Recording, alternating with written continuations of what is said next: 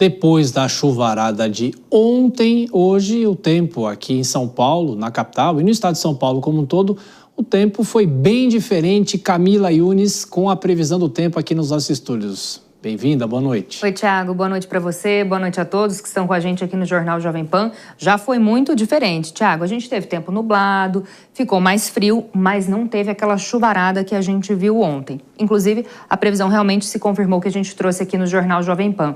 Inclusive, vamos dar uma olhadinha no nosso mapa de risco, porque apesar de não termos mais essa condição em boa parte do estado de São Paulo, ainda tem possibilidade de chuva forte. A frente fria e a umidade vinda do norte, né, esse fluxo de umidade, eles estão se deslocando e tem condição de temporais, especialmente aqui em Minas Gerais, no norte do estado de São Paulo, Rio de Janeiro e boa parte do Espírito Santo.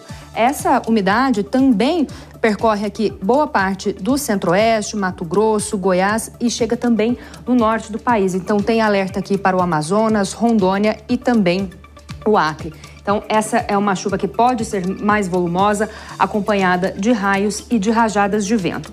A gente está falando dessa chuva, tem condição de precipitação, tem bastante umidade em toda essa área, mas tem condição para tempo firme e seco em algumas áreas, especialmente aqui no sul do país. Tem uma alta pressão atmosférica que mantém esse tempo firme sem condição de chuva.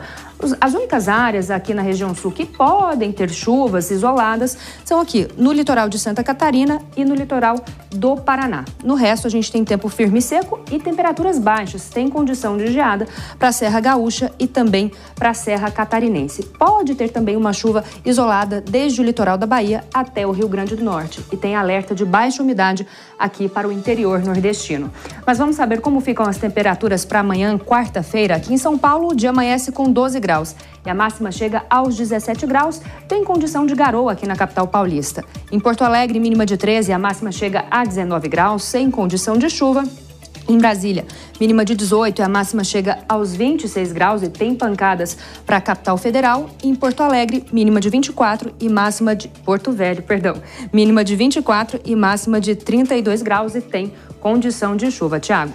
Ô Camila, ontem a gente falava, né, a chuva que atingiu São Paulo, será que teria alguma interferência no nível dos reservatórios? Porque a situação do Cantareira, principalmente, é muito difícil na comparação com a crise hídrica do ano passado, mas não se compara porque a situação é mais confortável agora.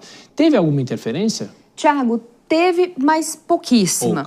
A ideia mesmo é, tanto a Sabesp, o governo estadual, vem batendo bastante nessa tecla de preservação, né? Tanto que aumentaram, né, o tempo de redução da pressão da água durante a noite. Então, das 7 horas da noite até as 5 horas da manhã, vai ser reduzida a pressão da água aqui nas casas na região metropolitana, mas teve uma pequena elevação. A gente tem uma arte, inclusive, para mostrar para quem nos acompanha por imagens a situação dos mananciais aqui na região metropolitana de São Paulo. Olha só, a gente teve hoje o Cantareira em torno de 29,6%. Teve uma pequena elevação de 0,3%. E trouxemos, né, Thiago, a gente inclusive estava falando disso mais cedo na redação, um comparativo com 2014, quando teve aquela crise hídrica severa.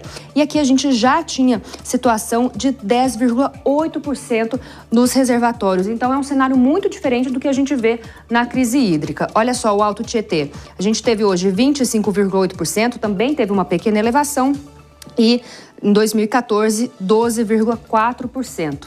Agora, Guarapiranga tem 48,3%, também teve uma pequena elevação de 1,3%. E em 2014, nessa mesma data, a gente tinha 52,9%. Então, teve essa pequena elevação. É um cenário, né, muito mais confortável, como você disse, Thiago, na comparação com 2014, mas ainda requer atenção, porque essa chuva volumosa, eu volto a dizer isso, só vai acontecer a partir ali da segunda quinzena de outubro. Até lá, a gente ainda tem essa situação de pancadas mais isoladas, que não são suficientes para conseguir encher os níveis dos reservatórios. Em 2015, inclusive, a Sabesp precisou recorrer ao volume morto, né? Exatamente. 2015 também foi um ano muito complicado, mas nada comparado com agora. Agora a situação é de alerta, mas não é complicada como há 10 anos, pelo menos. E o volume morto, ele já é abaixo dos 12%. Abaixo dos 12, abaixo dos 12. E você volta amanhã, Camila. Bom descanso para você. Até amanhã, Thiago. Boa noite.